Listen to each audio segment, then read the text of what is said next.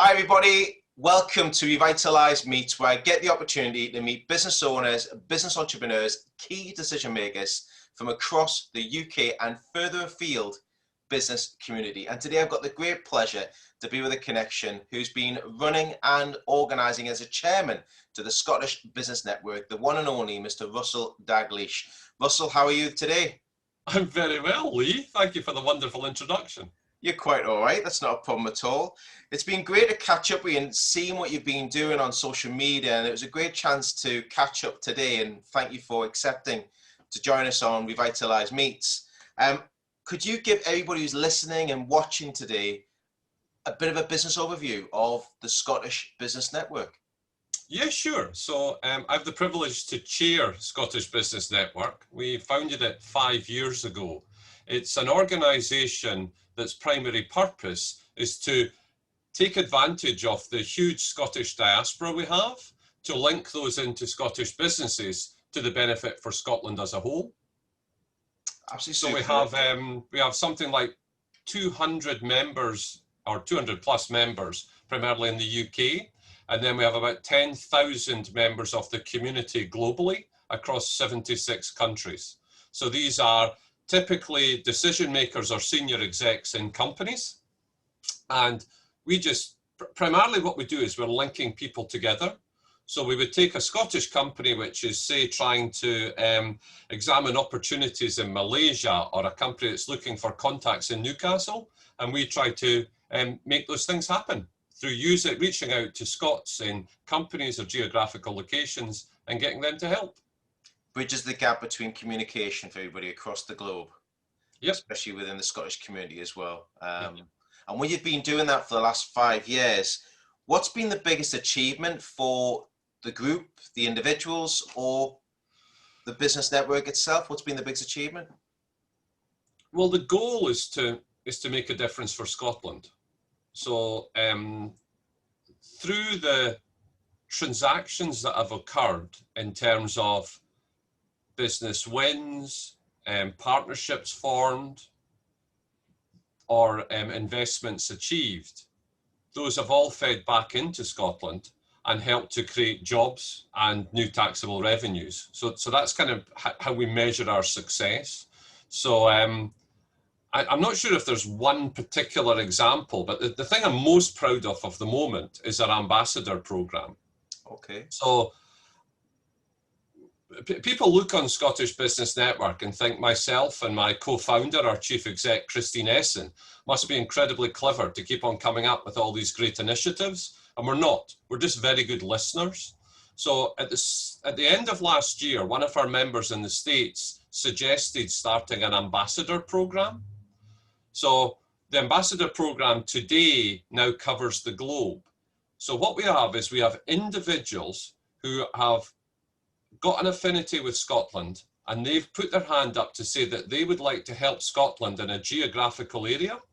So today we have ambassadors on the ground in Los Angeles, Atlanta, New York, Washington, London, Amsterdam, Singapore, Brisbane, and Auckland. So we're not going to have to appoint very many more ambassadors before I can't remember the list. And what they are achieving is extraordinary. They're there representing Scotland, representing the interests of Scottish Business Network. And if we look at some of the things we're doing, so this month alone, we launched the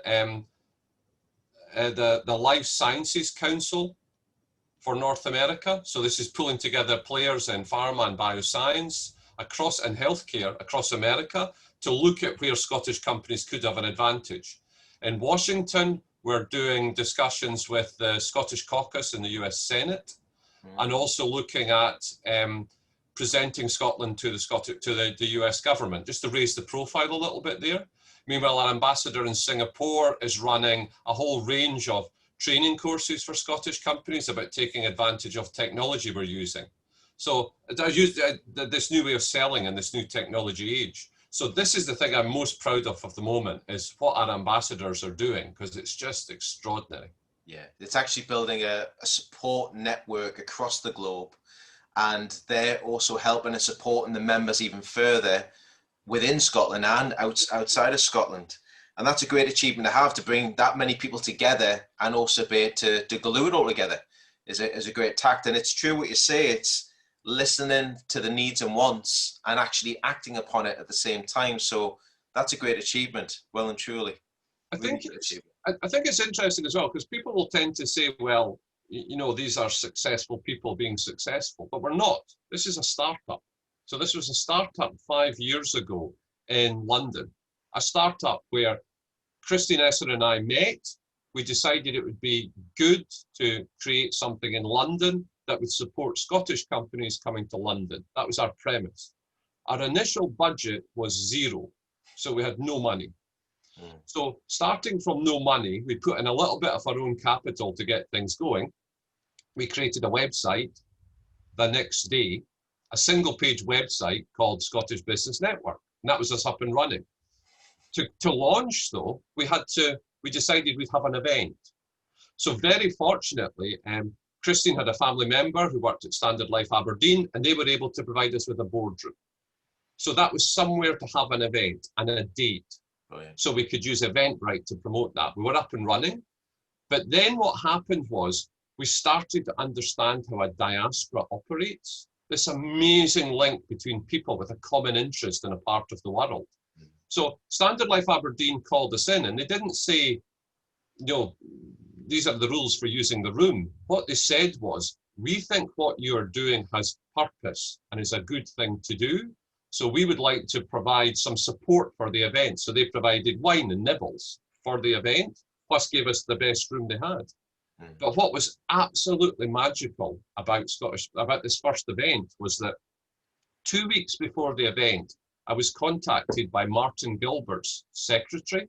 So Martin Gilbert, CEO of Standard Life Aberdeen at the time, he'd just been voted one of the top 10 CEOs in the world. And he'd asked his PA to contact me because he was offering to speak at the first event.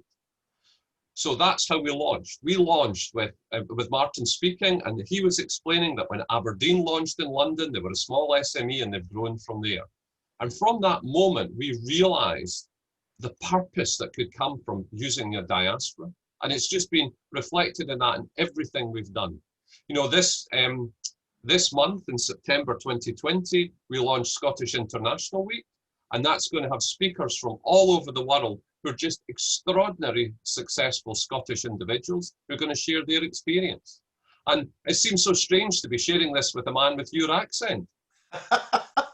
I suppose sometimes you can let people off with a Geordie accent. We're quite close anyway. We're in the border at some point, Russell. Well, you are actually, you know, we would say that you are someone who can join the Scottish Business Network, because our diaspora network is for people who were born in Scotland or family in Scotland or worked or studied in Scotland or live in Scotland today or have an affinity with Scotland. And we have to remember that there are people all over the world who have an affinity for Scotland for reasons that we would perhaps find hard to comprehend. You know, like if we look at cultural things, the effect of Outlander as a television series on promoting Scotland around the world is extraordinary. Yeah. It's had ripple effects across the board, and it's highlighted Scotland a lot more, well and truly. And it's true. It's wonderful where you see the heritage that comes from it, and when people start seeing it, they love it, especially in the States. I mean, they love that sort of culture. Thank you for sharing your achievements. Thank you for sharing your insight as well.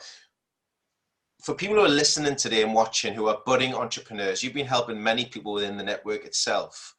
And with you saying you were a startup at the beginning of an inspiration of an idea that you really put into action and it began, what would be your 3 tips of golden advice to a budding entrepreneur who's listening and watching today? What would you say to them? What would be the 3 top tips from you, Russell? It's interesting. I get asked this question a lot, and I give a different answer every time, because I can only answer based on, you know, how I'm thinking at the time. And I think the lesson from that is there aren't just 3, there are a myriad. I think, though, number 1 is to have clarity of the definition of the problem you're going to fix. So if you've decided you're going to change the world in some way, you have to be able to say what it is. Very few people in this world are successful through inventing something new that's never existed before. Most of us, it's about addressing something that needs to be fixed, needs to be helped. Yeah. So number one, and always number one, is the market. So it's to understand what is the issue in the market. Number two is to have ambition about how you can correct that. So even from the very beginning with Scottish Business Network, and we were doing work in London, our ambition or our vision was to pull together the diaspora globally. So our vision was big. The reason why it's important to have a big vision is people are attracted to that. So number one, the market opportunity. Number two, the vision. And number three is the community. So number three is gathering around you people who believe that your vision is achievable and they'd like to get involved on the journey. And the way you achieve those three things is to have an ask. Have a specific question you want someone to answer. So someone could contact me today and say, Russell, I'm thinking about launching a company to do this, to address this problem. What can you do to help? And I might say, well, I'll introduce you to this person and that person. And that's the way the world works. But you have to have specificity about the ask. Yeah, having a focus, a drive on what you want to achieve, and having the right people, the right circle of people with the right questions that can be answered as well. So, and there's an important point here, which is never to assume that someone's going to say no. So there is no reason. So I was contacted yesterday by a 17-year-old lad out of, I think it was Middlesbrough, I think. And he wrote to me and said he'd witnessed a TEDx talk or something I'd done, and he wanted to ask my advice. And I responded to him within 10 minutes. Now, so he just didn't comprehend the fact that maybe I was busy or maybe I was doing other things. He just asked the question, and I was delighted to help. Yeah, yeah.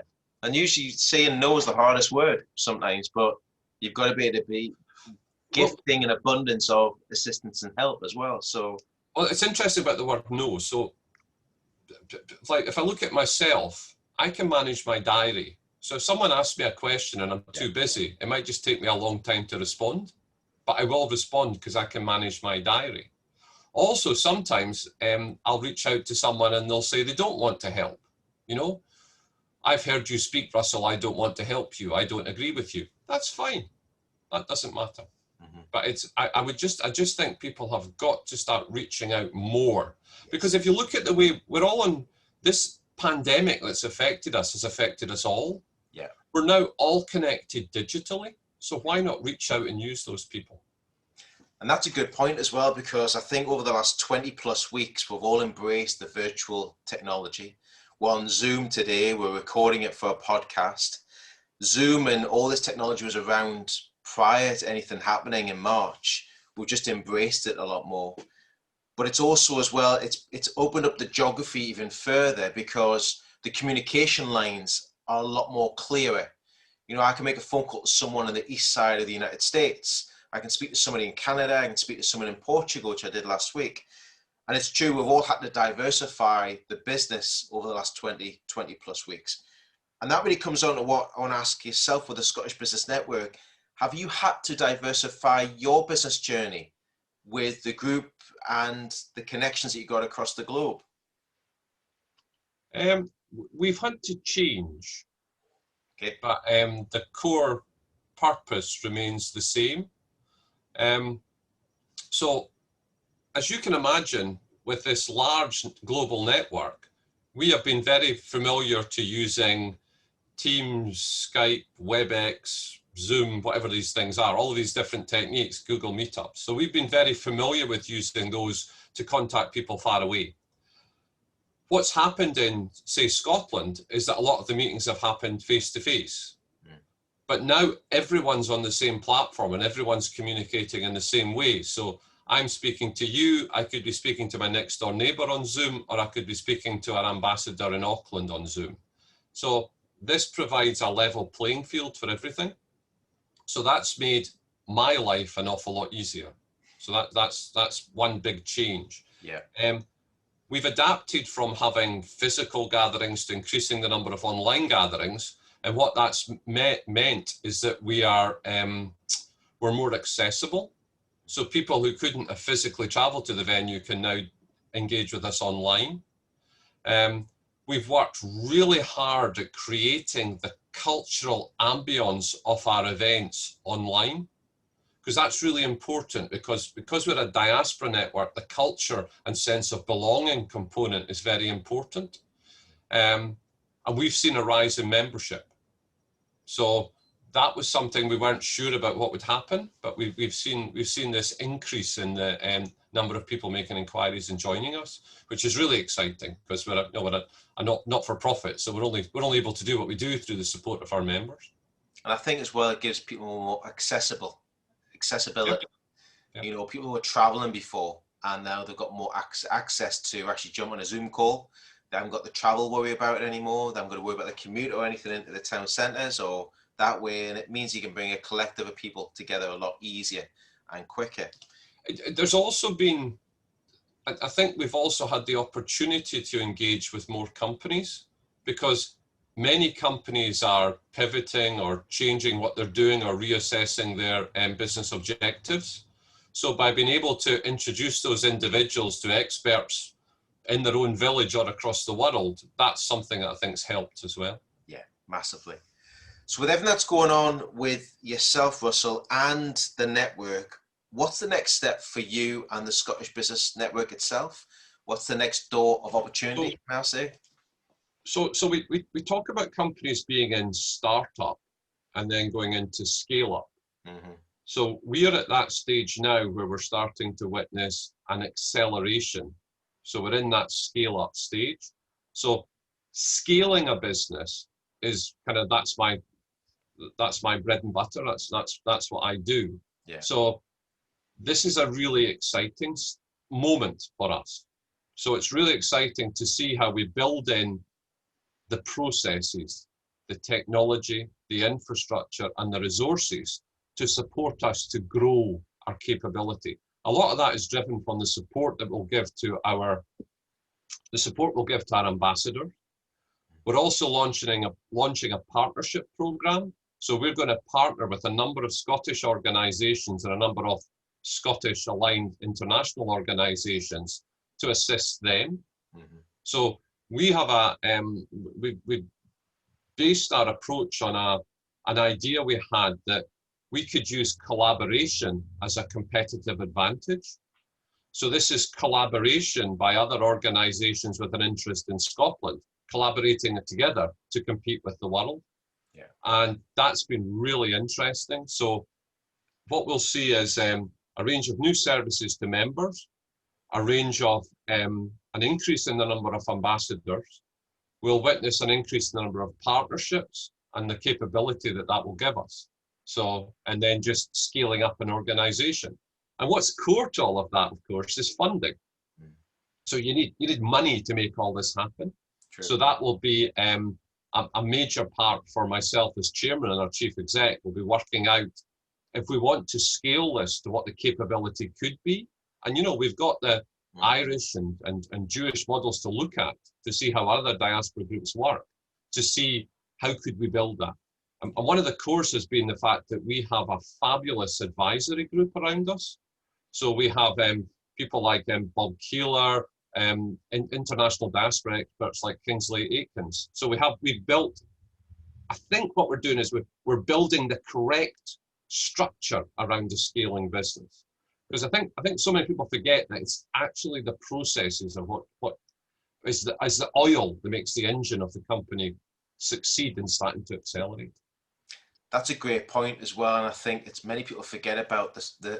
I always believed when I was in a sales role, and I was in that for over 25 years, as having a good, strong support structure in place. Have your pillars in place, your foundations, and then you can build upon it. If you make that strong, nothing can destroy it. And if you can build upon that and make it stronger and stronger, that's exactly what you're doing. And many companies now looking at processes. Make sure you got the right processes in place. And some days you might not get it right, but it's not wrong. You've just got to try it and amend it and keep adapting it until you get it to the right way. And I think that's a great point to touch on there as well. With everything that just to reflect on that, because it's a very important point. It's about how do you drive what is a startup? So to me, a startup is an experiment. So we run the experiment. So if we look at Scottish Business Network, we had a monthly event. So that gave us a monthly checkpoint to see how we changed the structure of what we were doing. And it's been really interesting seeing the experiment develop round about how to give more value to members and how to give more value to companies we're trying to help. So we did a fabulous example of that experimenting was that one of our members wanted to launch a new product in the States. So we had the opportunity to make introductions for them, but through a discussion we said, well, why don't we try to do a session where you present your product and we'll get 8 senior execs from different sectors to sit in the meeting. So this was an experiment. So the company presented for 20 minutes and then for 40 minutes they got feedback. Yeah. And the feedback was incredible. The feedback was positive feedback on their strategy. It was identification of potential markets. It was introductions to people that might be partners or might be customers. And now 3 of those 8 individuals are now working with the company to help them. Brilliant. So that experiment went, well, that looks a really good thing to do. Because, because we look at how to help companies go into new markets. And we've traditionally done things like trade missions. But this ability to turn that round so quickly and the quality of feedback was so exceptional that we think that's a new thing that we're going to introduce as a product to what we're doing. Yeah, I think it's, especially when you've got like that advisory board, that sort of soundboard that you can fire those ideas off from, because it always starts, like you say, any startup business, we've both been in the same position.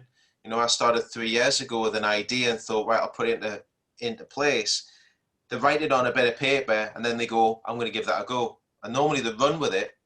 But if you've got the right amount of people around you that can give you the right advice on what you're looking to achieve, and what you mentioned before is having that vision, really important. So yeah, definitely.